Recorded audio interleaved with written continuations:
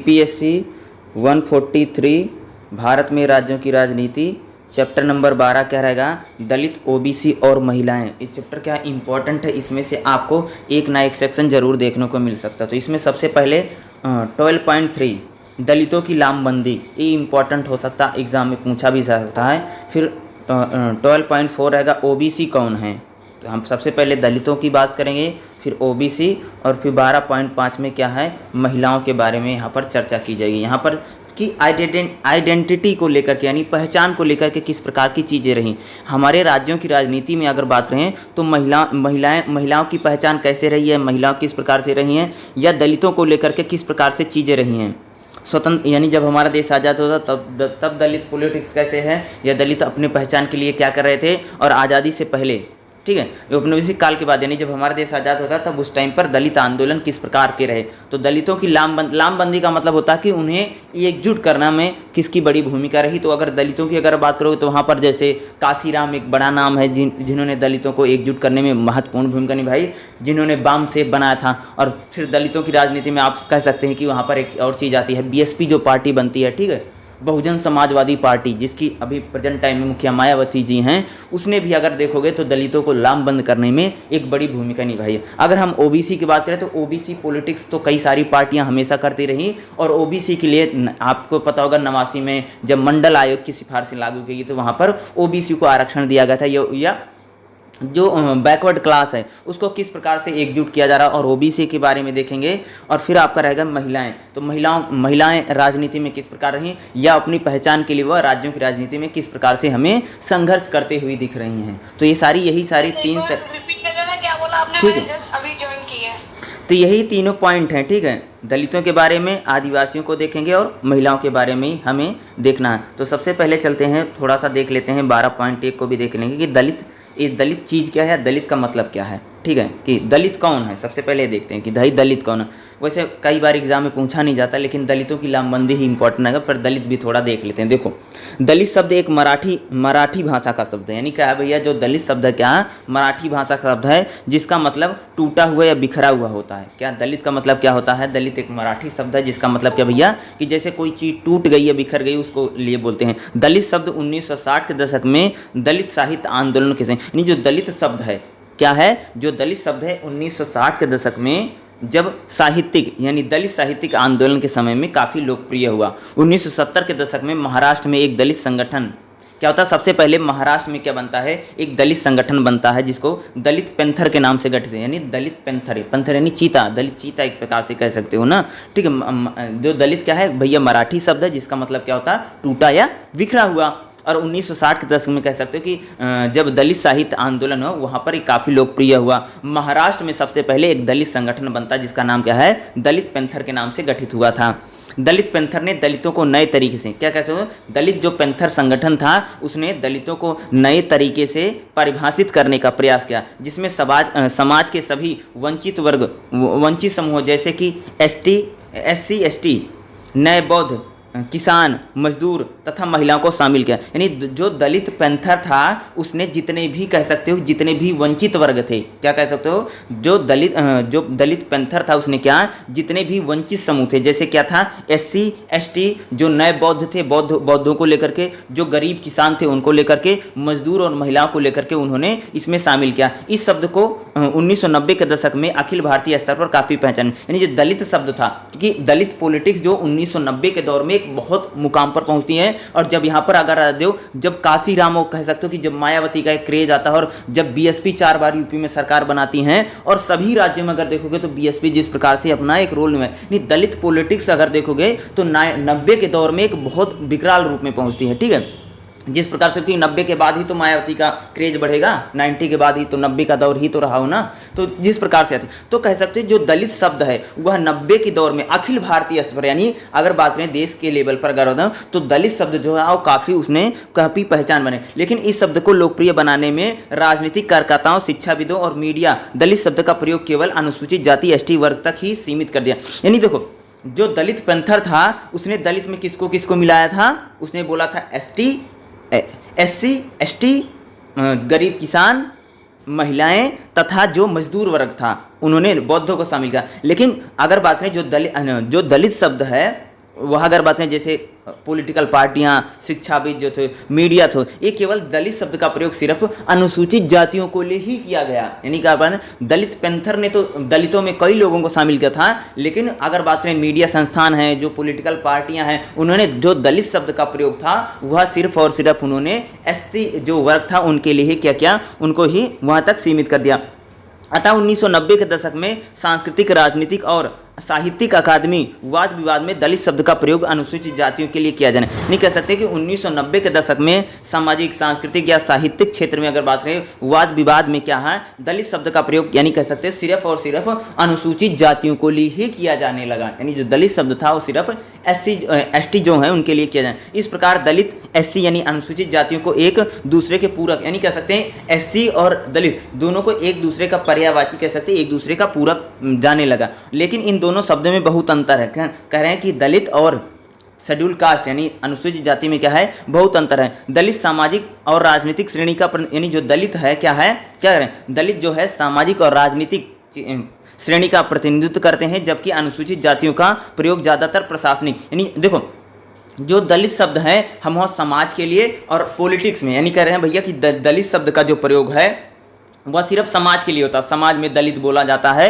या कह सकते हैं पॉलिटिकल पार्टियां दलित शब्द का बहुत ज़्यादा प्रयोग करते हैं। लेकिन अगर जो अनुसूचित जाति का प्रयोग है वह प्रशासन में, कानूनों में, यानी अगर जैसे कानून में या बात करें, संविधान में बात करें, तो वहाँ पर दलित शब्द का प्रयोग नहीं, बल्कि वहाँ पर क्या होगा, जैसे प्रशासनिक और कानून में क्या होता है, अनुसूचित जाति यानी शेड्यूल कास्ट का प्रयोग किया जाता है।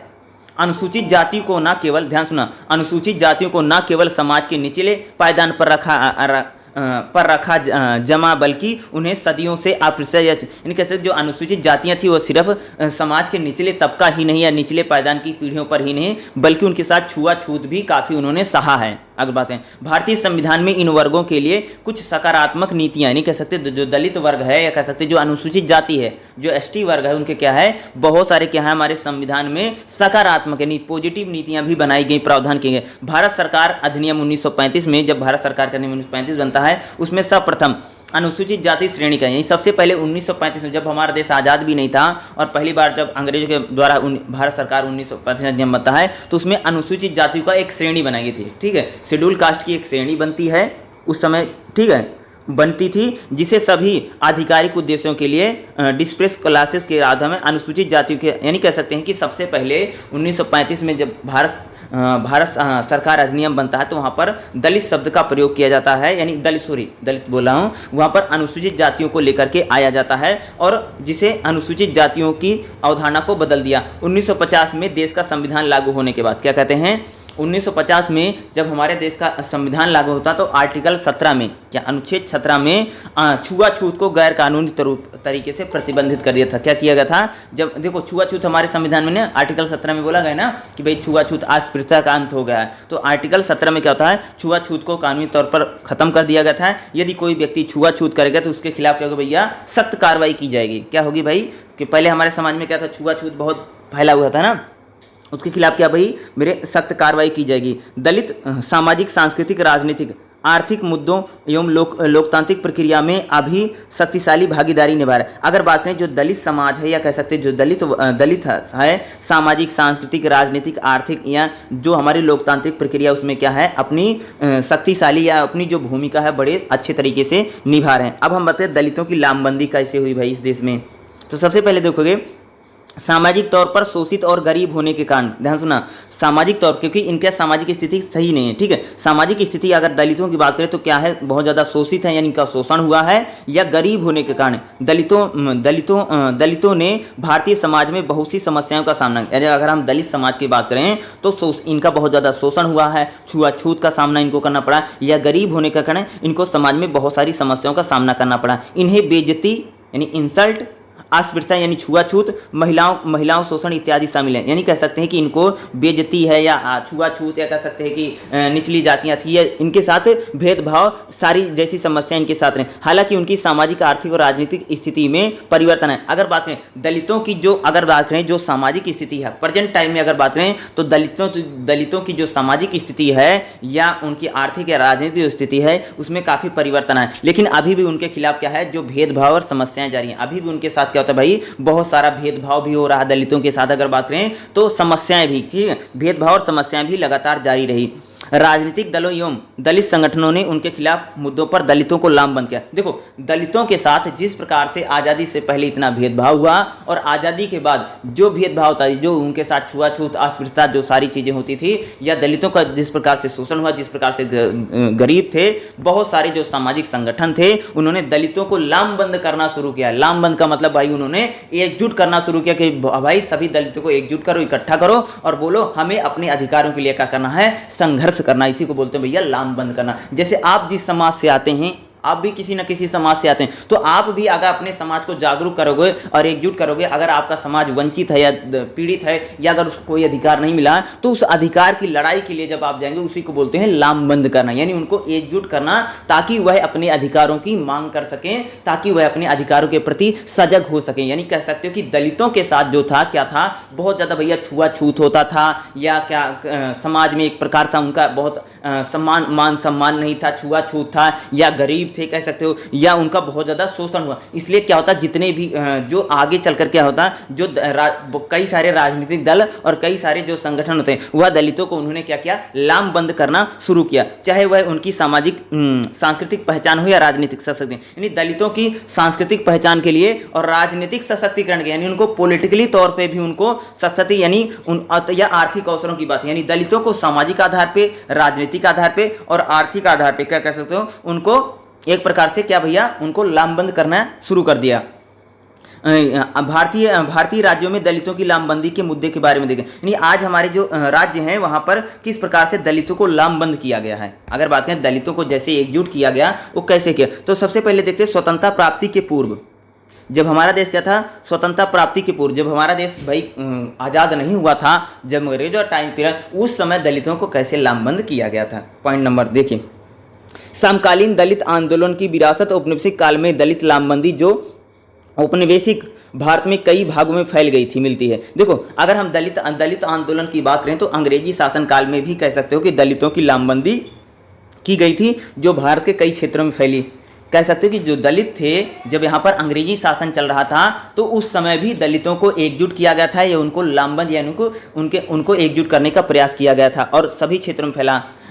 गेल की किताब Dalit and democratic revolution, the Ambedkar and the Dalit movement in colonial India के अंतर्गत इसकी विस्तृत चर्चा, यानी कह सकते हैं कि यहाँ पर जो गेट ने जो लिखी है, डॉक्टर अंबेडकर ने जो अपनी बुक लिख रखी है, इन्होंने क्या किया कि एक प्रकार से कह सकते हो कि इनकी विस्तृत चर्चा की, यानी दलितों को लेकर के B.R. अम्बेडकर की जो बुक है उसकी कह सकते हैं, या अन्य जो 4 प्रकार की महत्वपूर्ण लामबंदियां यहाँ पर विशेष रूप से करने की जरूरत है। यानी दलितों को 4 प्रकार से, यानी स्वतंत्रता प्राप्ति से पूर्व दलितों को जो है 4 प्रकार से लामबंद किया गया। प्रथम क्या है, महाराष्ट्र में ज्योतिबा फुले के द्वारा लामबंद किया गया। यानी सबसे पहले पॉइंट लिख सकते हो कि महाराष्ट्र में जो ज्योतिबा फुले हैं, ठीक है, उन्होंने जिस प्रकार से भाई दलितों को एकजुट किया, उन्होंने क्या सत्यशोधक आंदोलन चलाया। सबसे पहले क्या है, ज्योतिबा फुले ने दलितों को एकजुट करने के लिए क्या सत्यशोधक आंदोलन चलाए, जिसने बिना किसी ब्राह्मण पुजारी से सभी शादी समारोह तथा अन्य धार्मिक परंपराओं में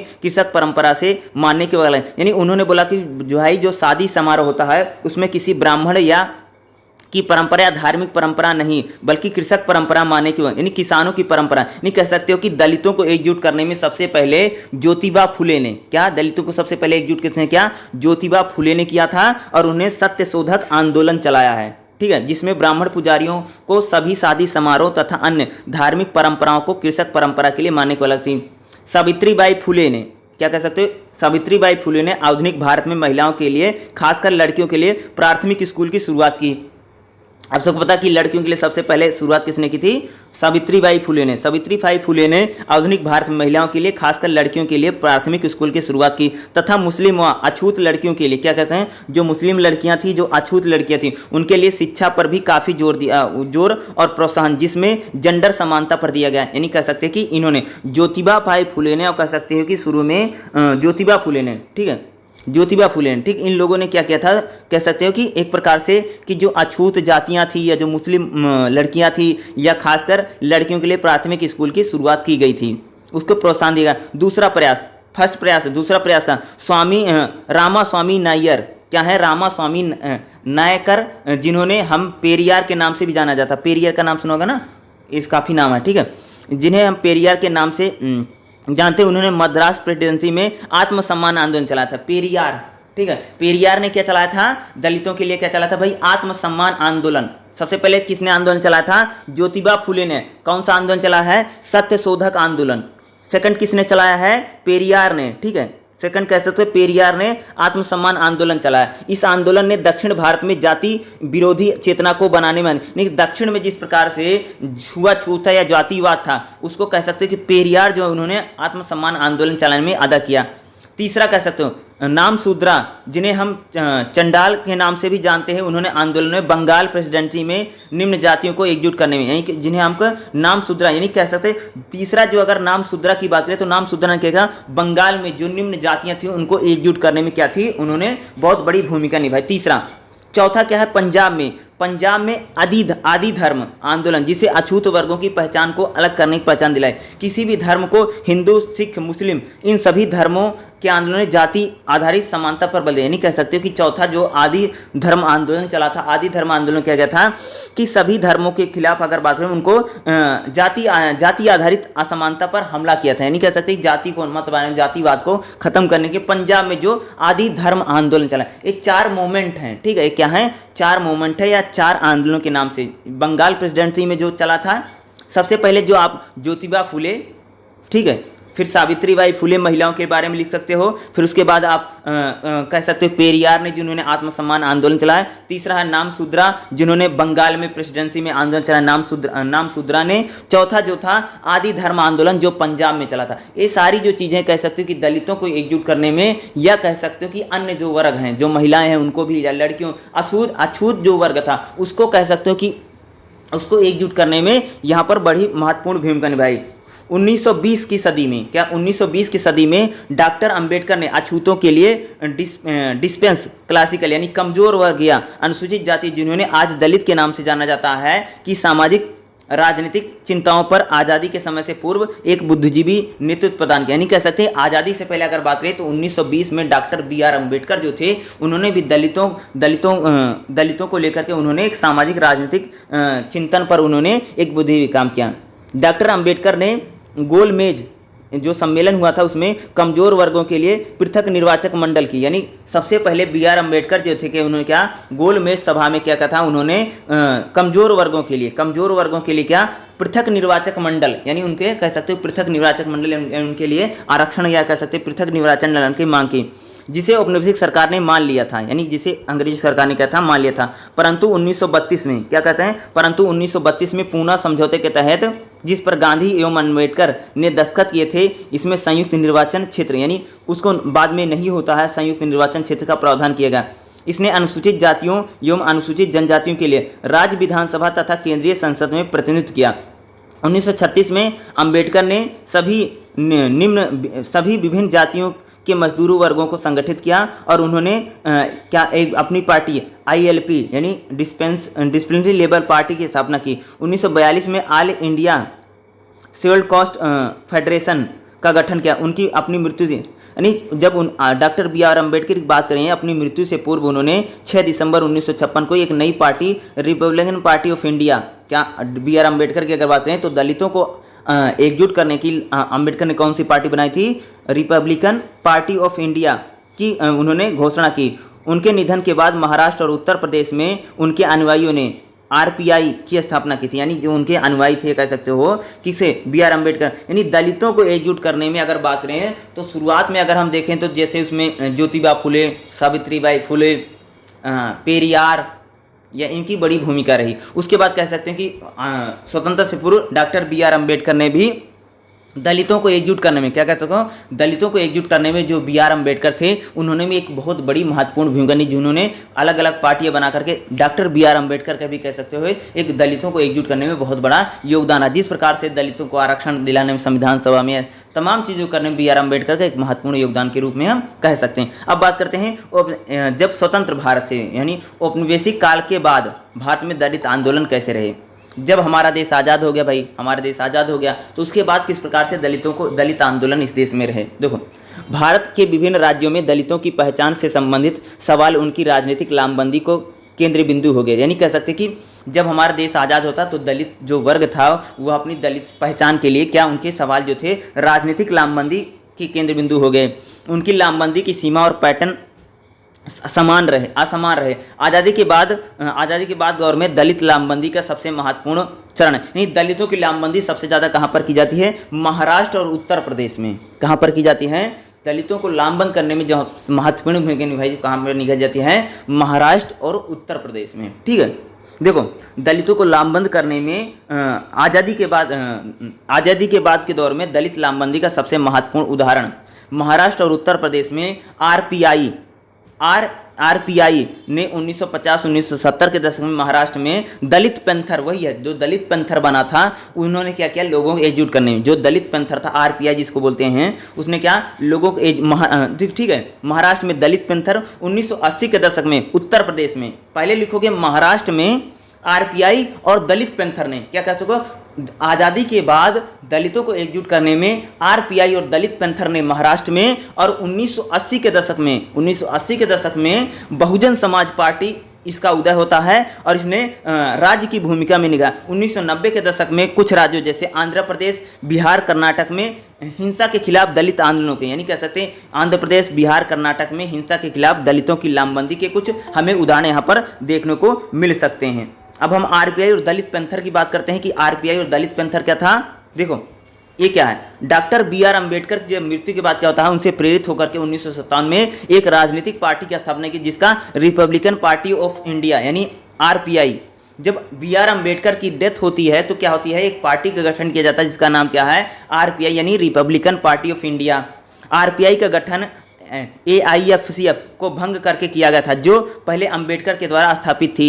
आरपीआई का महाराष्ट्र और उत्तर प्रदेश में, यानी जो आरपीआई थी यानी रिपब्लिकन पार्टी ऑफ जो इंडिया थी, यह महाराष्ट्र, कहाँ पर? महाराष्ट्र और उत्तर प्रदेश में। कहाँ पर मेरे? महाराष्ट्र और उत्तर प्रदेश में दलितों एवं वंचित जातियों को मजबूत आधार था इनका, यानी जो रिपब्लिकन पार्टी ने यहाँ पर सबसे ज़्यादा कह सकते हो कि दलितों को लेकर के जो एकजुट करने का प्रयास किया गया वो कहाँ पर होता है? महाराष्ट्र में और यूपी में। ठीक है, उत्तर प्रदेश में इसका मजबूत आधार था। इसने जाति आधारित अन्याय से लड़ने के लिए, यानी इन्होंने जाति आधारित अन्याय से लड़ने के लिए भूमि सुधारों को लागू करने की वकालत की। इसके नेता एवं कार्यकर्ता वंचित समुदाय की पहली पीढ़ी के शिक्षित लोग थे। यूपी में आरपीआई ने विपक्षी दलों के साथ तालमेल करके मूल्य वृद्धि के खिलाफ, खाद्यान्न की कमी एवं अन्य समस्याओं के लोगों को लामबंद किया। आरपीआई ने उत्तर प्रदेश में खासकर पश्चिमी उत्तर प्रदेश में 1950 और 60 के दशक में एक मजबूत पार्टी बनके आरपीआई जो रिपब्लिकन पार्टी ऑफ इंडिया बनके उभरी, तथा बाद में आरपीआई 1970 के दशक में गायब हो गई। यानी शुरू में क्या था? जो आरपीआई थी रिपब्लिकन पार्टी ऑफ इंडिया, उसने लोगों को एकजुट करने का प्रयास किया यूपी और महाराष्ट्र के दौर में, और 1970 के दशक में जो आरपीआई थी वो लगभग गायब हो जाती है। इसका मुख्य कारण था कि इसके नेता बीपी मौर्य का उत्तर प्रदेश में कांग्रेस पार्टी में, यानी जो कह सकते जो आरपीआई जो रिपब्लिकन पार्टी ऑफ इंडिया थी जो दलितों को भैया एकजुट कर रही थी, जो इसके एक नेता थे, इसके मुख्य नेता क्या थे? बीपी मौर्य। ये क्या होते हैं कि भैया ये कांग्रेस में भाग जाते हैं। ठीक है, यानी इन्होंने कांग्रेस पार्टी में शामिल कर दिया था, और जो आरपीआई थी यानी रिपब्लिकन पार्टी ऑफ इंडिया थी वह 70 के दौर में उतना ज़्यादा सक्रिय नहीं रही। महाराष्ट्र में पहली पीढ़ी जो शिक्षित थी और दलित युवाओं को आकर्षित कर रही थी, वह दलित नेतृत्व खास करके कांग्रेस एवं रिपब्लिकन पार्टी ऑफ इंडिया से काफ़ी असंतुष्ट है। महाराष्ट्र में दलितों के अंदर सांस्कृतिक आंदोलन की शुरुआत हुई। इस आंदोलन ने शुरुआत की, यानी आगे चल करके इसे कह सकते हैं कि वही जो दलित पैंथर बनती है। ठीक है, महाराष्ट्र में अगर हम बात करें तो उसमें दलित पैंथर का गठन किया जाता है जो दलितों को, ठीक है, क्या करती है? जैसे यहाँ पर इन्होंने बोला है दलितों को एकजुट करने में आप कह सकते हो कि दलित पैंथर एक महत्वपूर्ण में इसने दलित आंदोलन की नई दिशा प्रदान की। इसने दलित पैंथर को अंबेडकर के बाद के समय दलित आंदोलन में सबसे मुखर रहा। यानी जो दलित पैंथर था, देखो अंबेडकर के बाद जो दलितों को एकजुट करने में सबसे ज़्यादा एकजुट रहा वो क्या है? दलित पैंथर। ठीक है, जो महाराष्ट्र का एक संगठन था। आरपीआई एवं दलित पैंथर दोनों ही में कुछ कमियां थी। 1970 के दशक से मध्य तक अंबेडकरवादी समूह के बीच विभेद और गुटबाजी, यानी कह सकते ये लोग आपस में, इन लोगों के आपस में ही क्या थी? बहुत ज़्यादा गुटबाजी देखने को मिली। इसके कारण दलित आंदोलन विशेष रूप से महाराष्ट्र में रिक्त स्थान, यानी महाराष्ट्र में उतना ज़्यादा नहीं।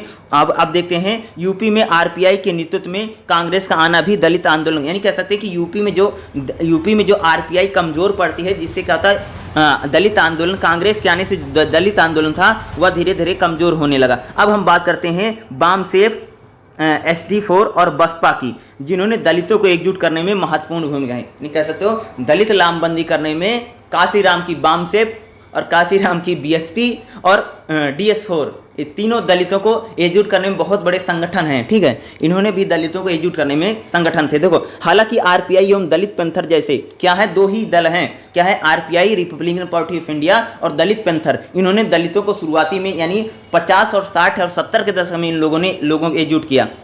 राजनीतिक और सांस्कृतिक संगठनों में 1970 के दशक में मध्य में गिरावट आई, लेकिन दलितों में सामाजिक और सांस्कृतिक परिवर्तन की प्रक्रिया जारी रही। यहाँ पर BR अम्बेडकर से जीवन और विचारों से प्रभावित हुए। इन्होंने व्याख्या अम्बेडकरण में अवधारणा रखी। बड़ी संख्या में दलित कार्यकर्ताओं ने, बुद्धिजीवियों ने डॉक्टर अम्बेडकर की जीवन के विचारों से दलित वर्ग को यानी कह सकते कि देखो, दलित पैंथर जो था, सुना, दलित पैंथर जो था और जो रिपब्लिकन पार्टी ऑफ इंडिया थी, ये 70 के दौर में क्या था, इसके नेता भैया कांग्रेस में भाग जाते हैं। जब दलित पैंथर, क्या कह सकते हैं कि जब RPI रिपब्लिकन पार्टी के नेता जब कांग्रेस में चले जाते हैं तो दलित आंदोलन कमजोर पड़ा बीच में 70 के दौर में। लेकिन क्या होता, डॉक्टर BR अम्बेडकर से काफी उनकी जीवनियों को पढ़ करके या काफी लोग उनसे प्रभावित होकर क्या करते हैं, अपने समाज को निरंतर शिक्षित करने का या कह सकते हैं उसको एकजुट करने का निरंतर प्रयास तब भी जारी रहा। उन्होंने सामाजिक रूप से दलितों को, यानी कह सकते हैं सामाजिक रूप से दलितों को नेतृत्व करने वाली पार्टी की जरूरत थी। यानी कह सकते हैं अब दो पार्टियां थी जो,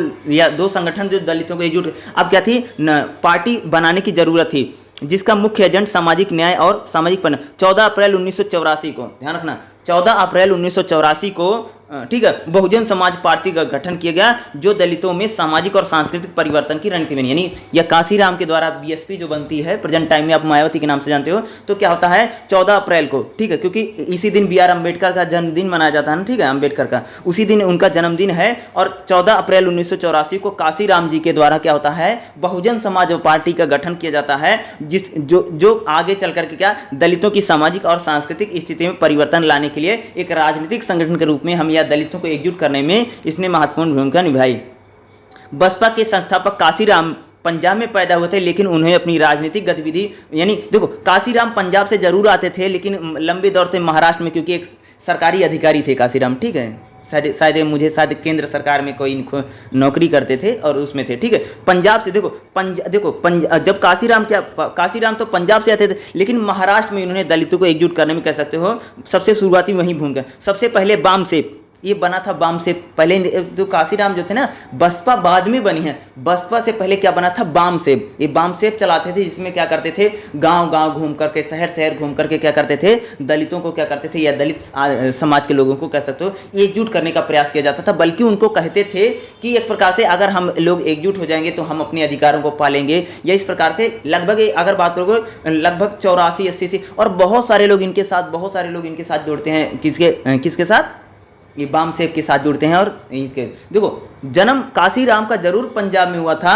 और क्योंकि नौकरी करते थे महाराष्ट्र में, इसलिए महाराष्ट्र में दलितों को एकजुट करने में बड़ी भूमिका निभाते हैं, ठीक है। बाद में इनके साथ क्या होती है, मायावती जुड़ती हैं, क्योंकि काशीराम को लगता था, क्योंकि काशीराम जब महाराष्ट्र में एकजुट कर रहे थे लोगों को, तो काशीराम को ये लगता था कि भाई अगर हम दलितों को एकजुट करना है तो हमें यूपी जरूर जाना, क्योंकि सबसे ज़्यादा जो बड़ी आबादी क्या है, यूपी में दलितों की सबसे ज़्यादा बड़ी आबादी थी, तो ये वहाँ पर जाना चाहते थे। लेकिन दिक्कत यह थी, काशीराम यूपी से आते नहीं थे, ठीक है, काशीराम क्या थे, उत्तर प्रदेश से नहीं आते हैं, तो इसके लिए उनको लगता था कोई उनको यूपी का फेस चाहिए था। यानी अगर वो उत्तर प्रदेश में अगर दलितों को एकजुट करने में, क्योंकि बड़ी भूमिका उनको निभानी थी, तो उनको बहुत बड़े फेस की जरूरत थी, जो उनको फेस जाकर मायावती के रूप में मिलता, क्योंकि पंजाब से आते हैं। तो कोई भी भाई मेरे उन पर आरोप लगा सकता कि आप यहाँ यूपी में आकर के दलितों को एकजुट कर रहे हैं, तो आप तो आते यूपी से आते भी नहीं, तो एक फेस लेकर के आते। बाद में जैसे आपने सुना, मायावती का नाम सुना होगा, बाद में मायावती को लेकर के आते। पहले क्या होता है, बामसेप बना करके एक संगठन बना कर, ध्यान सुना, काशीराम क्या करते हैं, सबसे पहले पंजाब में काम करते हैं। पंजाब में एक इनका संगठन जिसका नाम है बामसेप, ठीक है, बामसेप के जरिए लोगों को एकजुट करते हैं।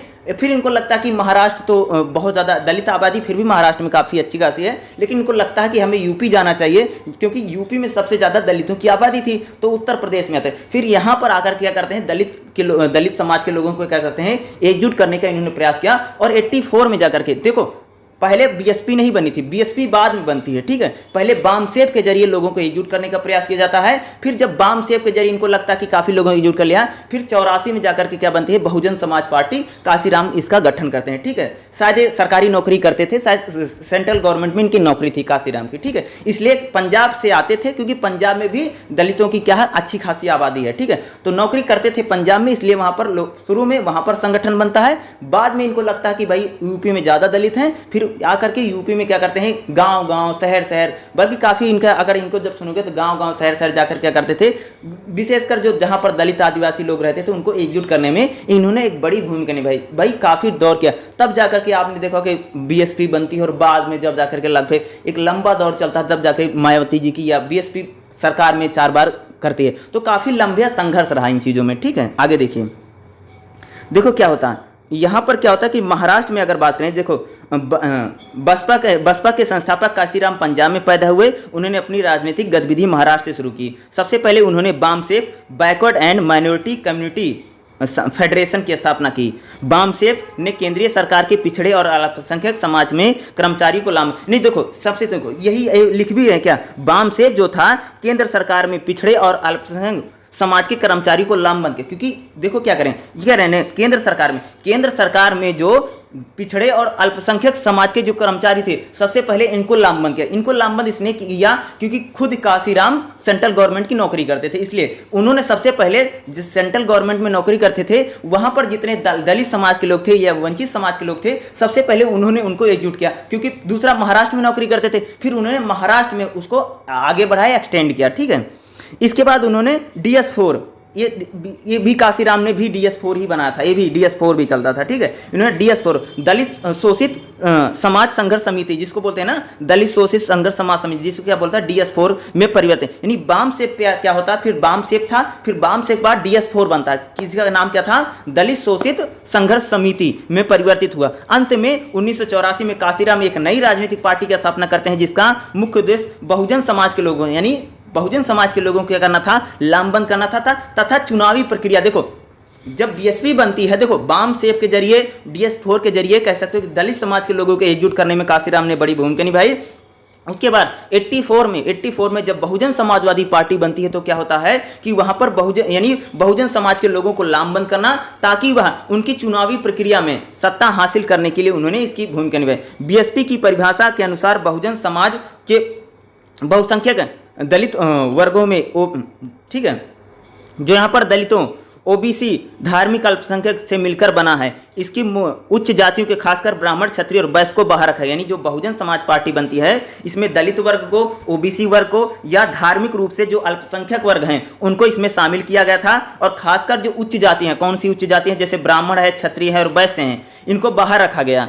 1985 के चुनावी में प्रवेश करने का, यानी सबसे पहले, क्योंकि 85 में जब इलेक्शन होता है, इन्होंने पहले 85 में करने के बाद 90 में और 2010 के दशक में शुरू में तक बीएसपी उत्तर प्रदेश में सबसे अधिक प्रभावशाली दलों में से एक रही। बीएसपी ने पहले समाजवादी पार्टी के साथ मिलकर के उत्तर प्रदेश में सरकार बनाई, जो 93 में बनती है, ठीक है, सरकार बनाई। उसके बाद बीएसपी की नेता मायावती बीजेपी के समर्थन उत्तर प्रदेश में 4 बार मुख्यमंत्री बनी। विभिन्न बसपा सरकारों ने दलितों के लिए कल्याणकारी योजनाएं, खासकर अंबेडकर गांव का गठन, या जिस प्रकार से मायावती ने अंबेडकर गांव बनाती थी, यानी जिस गांव को अंबेडकर गांव बना दिया जाता, उसमें सरकार बहुत सारी योजना चलाती थी, बहुत सारे काम करती थी। अंबेडकर गांव बनाने का काम किया था, जैसे आप प्रेजेंट टाइम में मोदी कहते नहीं कि उनके सांसद गाँव को गोद लेते हैं, उसी प्रकार से जब मायावती यूपी में आई थी, क्या करती थी, अंबेडकर गाँव बनाया जाता। जिस गाँव को अंबेडकर गाँव बनाया जाता था, वहाँ पर क्या होता, उसको विकास कार्य के लिए ज़्यादा फंड मिलता था, काम ज़्यादा होता था। इसने सामाजिक न्याय और पक्षधर दलितों के महापुरुषों की यादों में स्मारक बनवाए, जैसे मायावती ने क्या,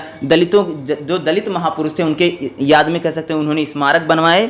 यद्यपि दलितों की भागीदारी चुनावी राजनीति में बढ़ी, लेकिन इससे एक रूपता नहीं रही। लेकिन दलित लामबंदी के कुछ उदाहरण हैं जहां पर सामाजिक सांस्कृतिक पहचान और मानवीय अधिकारों की उनकी रक्षा पर ध्यान दिया गया। तो ये दलित पूरा आंदोलन था, जिसमें कह सकते हो कि अगर शुरुआत में बात करें ज्योतिबा फुले या पेरियार, ज्योतिबा फुले और पेरियार से जो चीज़ें शुरू होती हैं, आगे चल के इसमें बी आर अम्बेडकर जो होते हैं, और बी आर अम्बेडकर के बाद अगर हम बात करें, जैसे इसमें अगर बड़े बड़े अगर नामों के बाद, जैसे काशीराम का एक बड़ा नाम रहा, क्योंकि उन्होंने 80 के दौर में या कह सकते 90 के दौर में आगे किया, और लास्ट में कह सकते हैं कि मायावती जिस प्रकार से उस पार्टी को आगे बढ़ाती हैं। तो ये पूरा दलित आंदोलन इसी प्रकार से रहा, जिसमें दलित पैंथर है, ठीक है। दलित पैंथर है, रिपब्लिकन पार्टी ऑफ इंडिया है, बामसेफ है, DS4 है और बहुजन समाज पार्टी है। ये कुछ संगठन थे जिन्होंने दलितों को एकजुट करने में अपनी महत्वपूर्ण भूमिका निभाई है, ठीक है। अगला क्या है, हम OBC की बात करते हैं, ठीक। OBC कौन है भाई, ठीक है। शेड्यूल अगर हम बात करें यहाँ पर OBC की, ठीक है। OBC को देखते हैं, OBC कौन है, OBC के बारे में, क्योंकि ये भी थोड़ा इंपॉर्टेंट ही रहेगा। OBC को लेकर के देखते हैं। OBC की राजनीति 90 के दौर की राजनीति, 90 के दशक में OBC की राजनीति ज़्यादा बढ़ गई थी इस देश में, ठीक है। जब यहाँ पर 89 की जो दौर है BP सिंह की सरकार, क्योंकि यहाँ पर OBC राजनीति ज़्यादा हो रही थी, ठीक है। अभी भी BJP OBC राजनीति ज़्यादा करती है ना, क्योंकि OBC समाज ज़्यादा है ना, इसलिए। आगे देखो, अनुसूचित जातियों में वह जातियां आती हैं जिन्हें अस्पृश्यता का अनुभव किया, यानी अनुसूचित जातियों में क्या कौन सी जातियां भाई, जिन्होंने छुआछूत का अनुभव किया था तथा अपने जीवन के विभिन्न पहलुओं से वंचित थी। अनुसूचित जातियों के अलावा भी पिछड़े वर्ग हैं, यानी अनुसूचित जातियों के अलावा अगर हम बात करें, बहुत सारे पिछड़े वर्ग हैं जिन्हें हम पिछड़ी जातियाँ यानी सामाजिक शैक्षिक तौर पर पिछड़े, जिन्हें हम OBC कहते हैं। अति पिछड़ा वर्ग के साथ छुआछूत नहीं था, यानी कह सकते जो अति पिछड़ा वर्ग था उनके साथ क्या था भाई मेरे, छुआछूत नहीं था। उनके साथ क्या था, छुआछूत नहीं होता था। लेकिन अनुच्छेद 15 में 16 में के अनुसार इनकी सरकारी संस्थाओं में पदों में पर्याप्त प्रतिनिधित्व, यानी कह सकते हैं जो अनुसूचित जातियां थीं इनके साथ छुआछूत तो नहीं था, लेकिन कह सकते हैं कि इनको सरकारी नौकरियों में कह सकते हैं कि पर्याप्त प्रतिनिधित्व नहीं था। OBC ऐसा समूह है जिसमें कई प्रकार की, OBC में बहुत सारी जातियां हैं, ठीक है। OBC में क्या है, जिसमें कई प्रकार की जातियां शामिल हैं। इन्हें सामाजिक तौर पर वर्गीकृत किया जा सकता है। वह परंपरागत तौर पर जाति आधारित व्यवसाय करते हैं, यानी क्या है, जाति आधारित। जो OBC ज़्यादातर जो है क्या है, जाति आधारित। अब जैसे सब्जी बेचने वाला है, कुम्हार हैं, लुहार हैं, बढ़ई हैं, ये सारी जो है दलित की जातियां हैं। या जैसे बात करूँगे, जैसे क्या है, बहुत सारी और भी OBC वर्ग में आते हैं, जैसे भर हैं या राजभर जो लिखते हैं, ओम प्रकाश राजभर जो हैं, एक कार्य क्या है, OBC जातियाँ थी। यानी OBC जातियाँ वह जातियाँ हैं जो जाति आधारित व्यवसाय करती हैं। क्या करती हैं, OBC जातियाँ क्या है, ज़्यादातर जैसे उनकी जाति है उसी के आधारित वो व्यवसाय करते हैं। समाज स्तरीकरण के आधार पर OBC वर्ग में जातियाँ आती हैं जिनका स्थान सामाजिक अनुक्रम में होता है। इसी प्रकार OBC वर्ग में विभिन्न जातियों का प्रतिनिधित्व है। जजमानी व्यवस्था, ठीक है, क्या है, जजमानी व्यवस्था के अनुसार सबसे ऊपर उच्च जातियों को रखा जाता है। जजमानी का मतलब होता है कि जो जजमानी जो व्यवस्था थी जो चलती थी, यानी जो ब्राह्मण, यानी कह सकते हैं जो यहाँ पर कर्मकांडी जो थे उनके आधार पर अगर देखें, जजमानी व्यवस्था के अनुसार सबसे ऊपर उच्च जातियों को रखा गया है। उनके नीचे उन जातियों को रखा गया है जो सेवाएं प्रदान करती हैं। जो सेवाएं का मतलब, जैसे सबसे ऊपर क्या है, उच्च जातियां जैसे बात करें। दूसरी क्या है, जो सेवाएं प्रदान करती है, जैसे अबर OBC में जैसे सेवाएं प्रदान का मतलब कि जो काम करते हैं, जैसे भाई लुहार हैं, बढ़ई हैं, कुम्हार हैं, ये सारी जातियाँ क्या हैं, OBC में आती हैं, ठीक है। यादव हैं, यादव भी ठीक है, ये भी OBC में आते हैं, ठीक है, जो सेवाएँ प्रदान करती थी। मध्यवर्गीय जातियों का परंपरागत, यानी जो मध्यवर्गीय जातियाँ थी, क्या हेलो बोलिए, ठीक है। तो जैसे मध्यवर्गीय जातियाँ, क्या मध्यवर्गीय जातियों का परंपरागत कृषि व्यवसाय से संबंधित, यानी जो मध्यवर्गीय जातियाँ यानी OBC जितनी जातियाँ क्या हैं, एक कृषि व्यवसाय परंपरा से संबंधित हैं। उनमें सबसे नीचे जातियों का सेवाएं देना है। देखो, OBC समूह की जातियाँ 2 प्रकार की जातियाँ हैं। OBC में क्या है, 2 प्रकार की जातियाँ हैं, ठीक है। उच्च प्रकार की जातियाँ, उच्च जातियों में विभाजित किया जा सकता है, जैसे भूस्वामी OBC जातियाँ और अति। देखो, कुछ ऐसी जातियाँ हैं जो भूमि से जुड़ी हुई हैं, यानी कह सकते हैं जो कृषि समुदाय से जुड़े हैं। दूसरा पिछड़ा वर्ग है, यानी OBC में क्या है, 2 प्रकार की जातियाँ। एक तो क्या है, भूस्वामी जिसे OBC बोलते हैं, दूसरा अति पिछड़ा वर्ग बना। कुछ राज्यों में सामाजिक और क्या करें, कुछ राज्यों में क्या करें, देखो, कुछ राज्यों में सामाजिक और शैक्षिक पिछड़े वर्गों की मांग करते हैं, यानी जो OBC जातियां हैं सामाजिक मांग करती तथा शैक्षिक पिछड़े वर्ग की मांग करते हैं। उन्हें अति पिछड़ा वर्ग की पहचान की मिलनी चाहिए। हालांकि कुछ राज्यों में उन्हें अति पिछड़ा वर्ग यानी के दर्जा दिया गया, जिन्हें उनकी मांगें उठने लगी हैं। इसी प्रकार से व्यवसाय और सामाजिक स्थिति के अनुसार जो जातियां OBC में शामिल हैं वह कृषक या मध्य जातियां, यानी OBC में कौन सी जातियां हैं, जो कृषक जातियां हैं। क्या है भाई, जो कृषक हैं तथा मध्य वर्ग जातियां हैं। कई जातियां हैं जो सामाजिक स्तर पर उनकी तुलना में निम्न श्रेणी में आती हैं। तुलनात्मक रूप से अगर देखोगे, जो निम्न जातियां उसमें परंपरागत व्यवसाय करते हैं, यानी OBC में जितनी भी जातियां, ज़्यादातर जो जातियां क्या करती हैं, परंपरागत व्यवसाय करती हैं। परंपरागत मैंने बोल दिया ना कि ज़्यादातर जैसे भाई सब्जी बेचने वाले हैं, जो जो जिन लोगों ने सब्जी बेचा है, या जो मौर्य समुदाय है, मौर्य समुदाय उसी में आता है। कुम्हार हैं ओबीसी में आ रहे हैं। तो अगर और लुहार हैं, लुहार भी ओबीसी में आ रहे हैं। जो कुम्हार, लुहार, बढ़ई हैं, जो काम करते हैं, जो बनाते हैं, ठीक है, जो लकड़ी का काम कर रहे हैं, ये भी ओबीसी में आ रहे हैं। तो क्या करें कि परंपरागत हैं, या कि जो परंपरागत जाति हैं, यानी जो करती हैं, जो ज़्यादातर क्या करती हैं कि इनका एक व्यावसायिक जाति है, उनको ओबीसी में रखा गया है। ठीक है, देखो तुलनात्मक रूप से निम्न जातियां परंपरागत श्रेणी में आती हैं, जैसे जिनमें नाई हैं, बाल काटने वाले हैं, जो बढ़ई हैं, जो बनाते हैं, कुम्हार, पानी खींचने वाले इत्यादि जातियां शामिल हैं। यानी इनमें क्या है, जैसे नाई हैं, बढ़ई हैं, कुम्हार हैं, लुहार हैं, या पानी खींचने वाले, जिन्हें अलग अलग क्षेत्रों में अलग अलग नाम से शादियों में जो पानी वानी भर देते ना, क्योंकि ज़्यादातर जो जातियाँ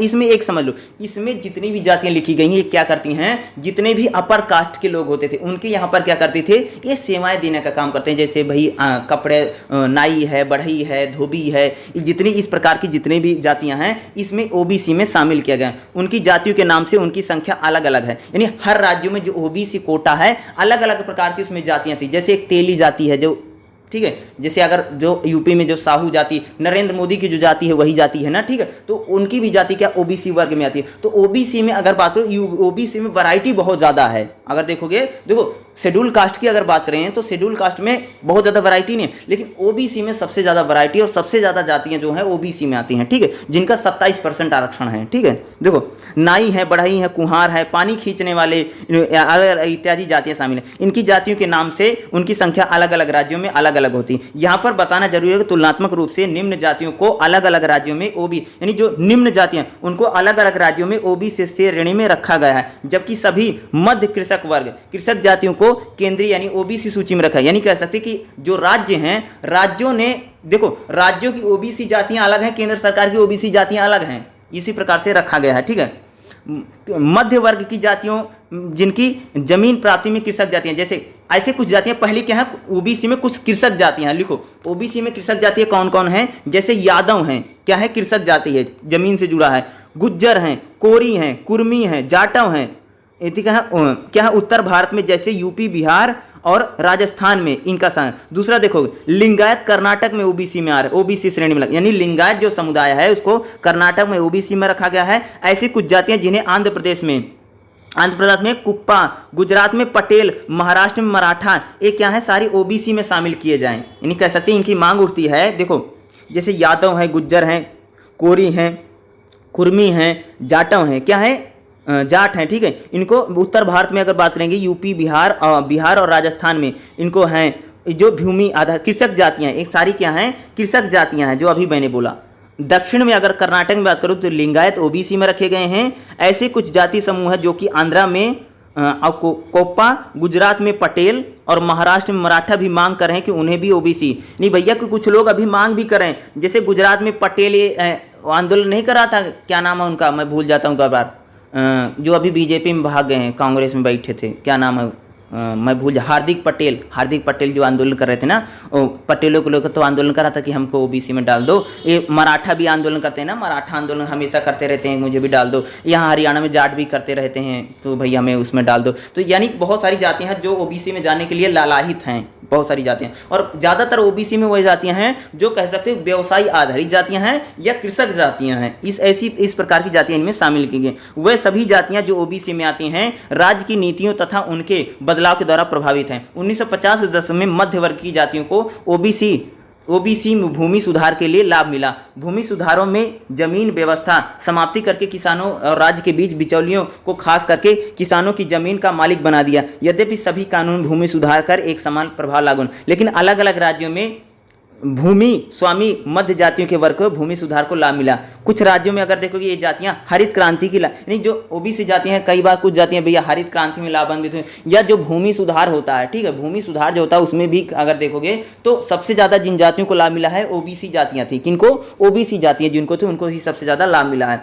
1970 के दशक में मध्य कृषक जातियों काफ़ी सशक्त रहीं, यानी जो मध्य कृषक जातियां हैं वो क्या काफ़ी सशक्त रहीं, राजनीतिक तौर पर मुखर वर्ग के रूप में समाये हैं। इन्होंने शैक्षिक और राजनीतिक परिचर्चा के कई नामों से जाना जाता है, जैसे कृषक वर्ग, अमीर किसान, बुलक या कैपिटलिस्ट इत्यादि। जैसा कि ओबीसी वर्ग सामान्यतः मध्य या निम्न जातियों और वर्गों से संबंध रखते हैं। इसमें राम मनोहर लोहिया से प्रेरित समाजवादियों ने लोगों को इन्होंने लामबंद किया। समाजवादियों का प्रमुख उद्देश्य ओबीसी वर्ग को सशक्त, यानी जो समाजवादी जो लोग हैं क्या है, ये ओबीसी जातियों को, जैसे डॉक्टर राम मनोहर लोहिया का जो योगदान है, या जो अगर बात करें, जैसे अगर हम देखें तो ओबीसी जातियों का प्रतिनिधित्व कौन करती हैं, अगर बात करें नीतीश, लालू, यूपी में अगर देखोगे तो मुलायम यादव की पार्टी, समाजवादी पार्टी, अगर यहाँ पर और भी बहुत सारी जो पार्टियां हैं जो ओबीसी बेस्ड जातियां हैं पार्टी है, ठीक है। तो इन्होंने देखो, समाजवादियों का प्रमुख उद्देश्य ओबीसी वर्ग को सशक्त बनाना तथा इसका एक मुख्य तरीका है लोक संस्थाओं में आरक्षण के माध्यम से, यानी ओबीसी जो जातियां, ज़्यादातर जो ओबीसी जातियों को इसलिए लामबंद किया जा रहा है ताकि उनको एक कह सकते हो कि राजनीतिक शैक्षणिक संस्थाओं में और नौकरियों में उनको आरक्षण की मांग, आरक्षण का ही मुद्दा है। 89 में जो इनको आरक्षण मिलता है, 27% जो ओबीसी को आरक्षण है, बहुत सारी भैया, बहुत सारी ऐसी जातियां हैं जो कह सकते हो कि अपर कास्ट की जातियां, वो भी आंदोलन करके बता रही हैं कि हमको भी ओबीसी में डलवा दो, ठीक है। जैसे हरियाणा में अगर मैं गुज्जरों की बात करूं, हरियाणा गुज्जर तो ओबीसी में चले गए हैं, बल्कि जैसे गुजरात में पटेल आंदोलन कर रहे थे, जो हार्दिक पटेल करवा रहे थे, ठीक है, उस प्रकार से। और बहुत सारे जो अलग मराठा भी आंदोलन कर रहे हैं कि हमें को भी, यानी ओबीसी जातियां क्या हैं, कृषक आधारित जातियां हैं, या कह सकते हो कि जो व्यवसाय आधारित जातियां। और ज़्यादातर जो जातियां क्या करती हैं कि ये कह रही हैं कि आरक्षण करके भैया हमें ओबीसी कोटे में डलवा दो, इसको लेकर के ज़्यादा हो रहा है। समाजवादियों के साथ किसान नेता चौधरी चरण सिंह भी पिछड़े वर्ग के लिए आरक्षण की बात नहीं, अगर जिसमें खेतिहर ज्यादा है नहीं, अगर बात करेंगे ओबीसी जातियां क्या है, जो कृषक जातियां हैं या व्यवसाय आधारित जातियां, जैसे हमने बोल भी दिया, बता भी दिया, जैसे कुम्हार हैं, बढ़ई हैं, लुहार हैं, या पानी भरने का मतलब क्या, जब शादी समारोह होता था यहाँ पर क्या होता, जब जैसे ब्राह्मण क्षत्रिय जो होते हैं, इनके यहाँ पर पानी भरने के लिए जो लोग आते थे, उस प्रकार की जातियों के यहाँ पानी भरने वाले को, जैसे पर बात किया, नाई हैं, ये सारी जातियां क्या हैं, सारी क्या है, एक प्रकार से व्यवसायी आधारित जातियां, ये सारी ओबीसी में आती हैं। और ओबीसी में सबसे ज्यादा वैरायटी है। और दूसरा, केंद्र की ओबीसी जातियां कुछ हैं और राज्यों में अलग अलग ओबीसी जातियां हैं, तो सबसे ज्यादा वैरायटी इसी में ज्यादा है। ओबीसी वर्ग के मुद्दे कौन कौन से हैं, देखो, ओबीसी वर्ग के मुख्य मुद्दों में नए जाति समूह में ओबीसी में शामिल करने की मांग है, यानी ओबीसी का सबसे बड़ा मुद्दा है कि नई जातियां क्या होती हैं, ओबीसी में शामिल करने की संबंधित मांग है। इन मांगों में अति पिछड़ा वर्ग, ईबीसी और ओबीसी कोटे में विभाजन की मांग है। कुछ पिछड़ी जातियों द्वारा को एससी एसटी समुदाय में शामिल करना, कुछ जातियां सांस्कृतिक तौर पर पहचान की मांग करती हैं, जैसे महापुरुष भारत रत्न देने की मांग करती हैं, उनके नाम पर छुट्टी की, अरे बहुत सारी जातियां बोलती कि जैसे हमारे महापुरुष उनके नाम पर छुट्टी करवा दो।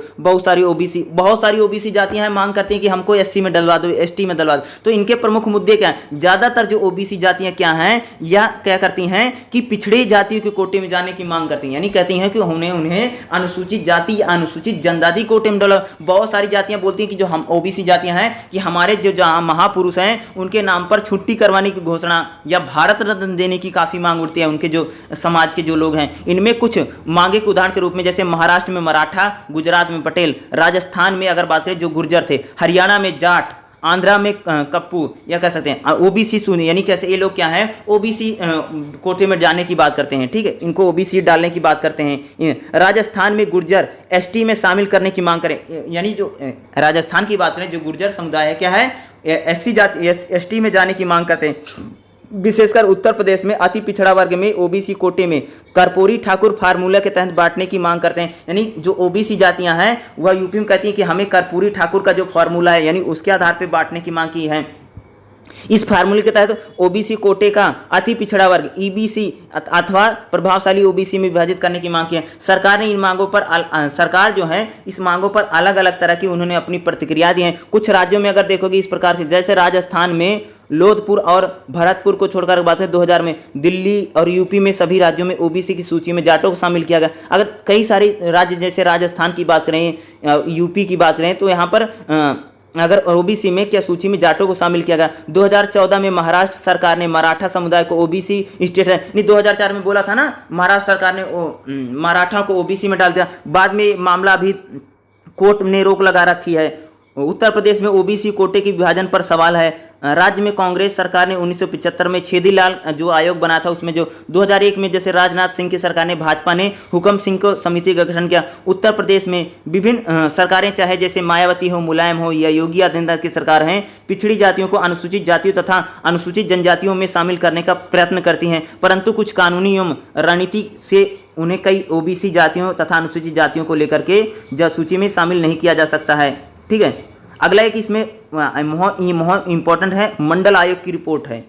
ठीक है, मंडल आयोग की रिपोर्ट पढ़ना, जो मैंने बताया विश्वनाथ प्रताप सिंह या बीपी सिंह की जब सरकार चल रही थी, मंडल आयोग की जब सिफारिशें लागू की थी और पूरा देश जब एक प्रकार से कह सकते हो कि आंदोलन और कह सकते हो कि पूरा देश जब जल उठा। मंडल आयोग की रिपोर्ट इम्पोर्टेंट है, बता देते हैं, कोई बात नहीं, वैसे पता होना चाहिए। ठीक है, देखो यह ध्यान देने योग्य है कि दक्षिण भारत में ओबीसी की लामबंदी उत्तर भारत से बहुत पहले हो चुकी थी। यानी दक्षिण भारत में जो लामबंदी थी ओबीसी की, उत्तर भारत में बहुत पहले हो चुकी थी। विभिन्न समय पर विभिन्न राज्यों में जन संस्थाओं ने ओबीसी आरक्षण बहुत पहले 1970 के दशक तक लागू हो गए थे, लेकिन अखिल भारतीय स्तर पर इसे 1990 में बीपी सिंह सरकार ने मंडल आयोग की रिपोर्ट लागू किया। देखो क्या होता है, बीपी सिंह की जब सरकार आती है, विश्वनाथ प्रताप सिंह जब इस देश के प्रधानमंत्री बनते हैं, तो क्या होता है 1990 के दशक में क्या होता है, मंडल आयोग। मंडल आयोग क्या, मंडल आयोग ने देखो ओबीसी को जो था, ध्यान सुना मैं क्या बोला, ओबीसी को जो आरक्षण था राज्यों में आरक्षण था, ध्यान सुना, ओबीसी को राज्यों में आरक्षण था। देखो जब हमारे देश का संविधान बना है उसमें ओबीसी आरक्षण नहीं है, आप सबको पता हो, उसमें एसटी और एससी को आरक्षण है।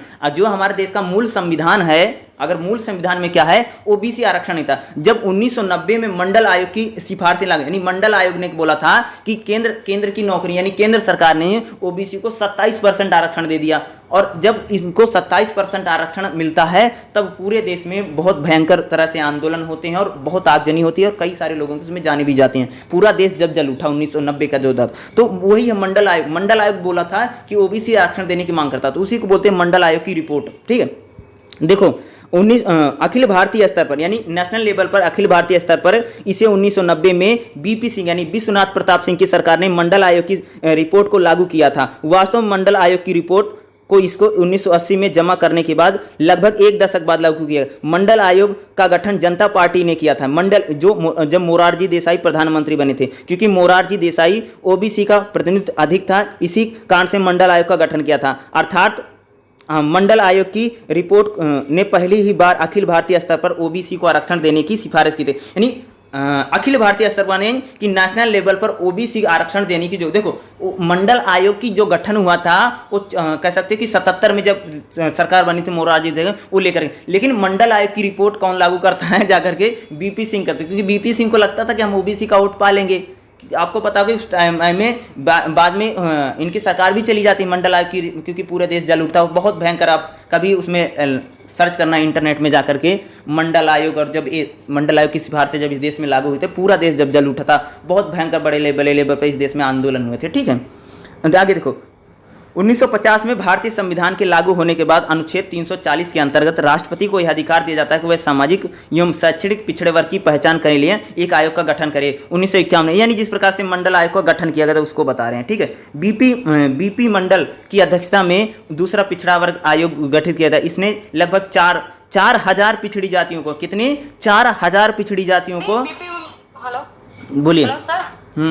बीपी मंडल मतलब देखो बीपी मंडल की अध्यक्षता में दूसरा पिछड़ा वर्ग आयोग का स्थापित किया गया। इसने लगभग 400 पिछड़ी जातियों को वर्ग की पहचान तथा अन्य पिछड़े वर्ग की ओबीसी को अखिल भारतीय स्तर पर 27% आरक्षण, वही मैं बोला आपको ना, 27% आरक्षण देने की सिफारिश की। लेकिन मंडल आयोग की सिफारिशें को लागू करने में सर्वोच्च न्यायालय में चुनौती दी गई। सर्वोच्च न्यायालय ने इंदिरा सहनी बनाम भारत संघ यह निर्णय दिया कि ओबीसी आरक्षण में क्रिमिनल लॉयर का आरक्षण को लाभ के बाहर रखा गया है।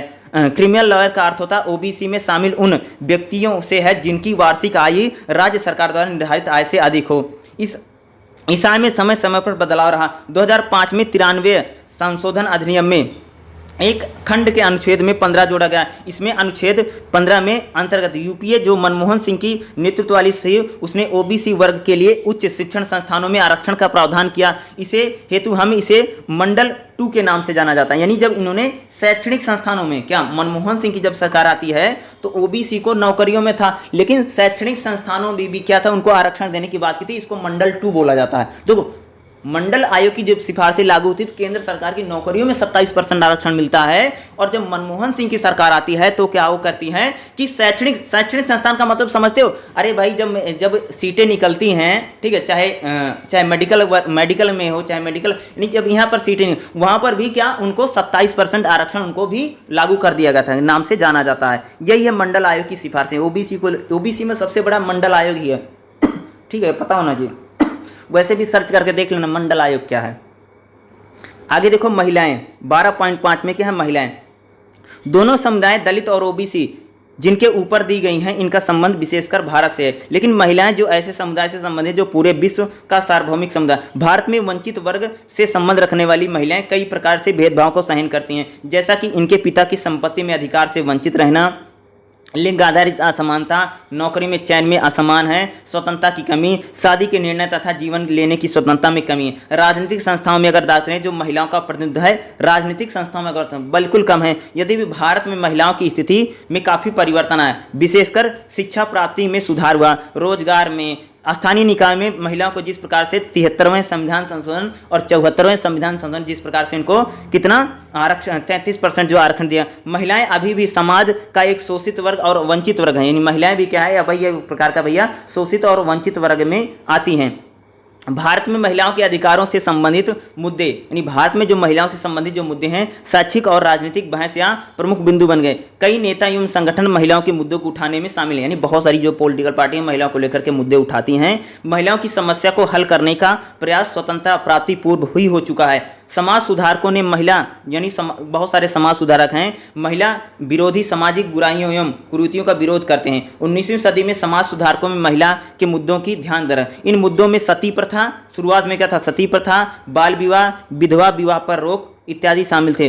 पुरुषों के अलावा कई महिलाओं ने सामाजिक बुराइयों के खिलाफ लड़ने में एक महत्वपूर्ण भूमिका निभाई। ऐसे में पितृसत्तात्मक मूल्यों के खिलाफ बावजूद पाए। इन महिलाओं में जैसे सावित्रीबाई फुले, फातिमा शेख, पंडित रामाबाई शामिल थे। स्वतंत्रता प्राप्ति के बाद काल में कई सामाजिक संगठनों ने आम जनता तथा व्यक्तियों में महिलाओं के अधिकारों से संबंधित मुद्दों को उठाया। 1970 के दशक में महिलाओं के नेतृत्व में प्रति बहुत चेतना हमें देखने को मिलती है। इनमें ज़्यादातर महिलाओं के मुद्दे में अगर देखोगे तो जैसे दलित वर्ग, पर्यावरण कार्यकर्ता, ओबीसी महिलाओं या किसान मुद्दों पर लामबंद की जन्म है। इन मुद्दों पर जो आंदोलन हुए उन्हें हम नवीन सामाजिक आंदोलन तौर पर कह सकते हैं। नवीन सामाजिक जो आंदोलन महिलाओं को लेकर, महिलाओं के मुद्दे में जैसे शोषण है, संसद के लिए उनका आरक्षण की बात करें, या जैसे महिलाएं मांग करती हैं भैया कि हमें संसद में आरक्षण मिले या राज्य विधानसभाओं में आरक्षण देने की बात है।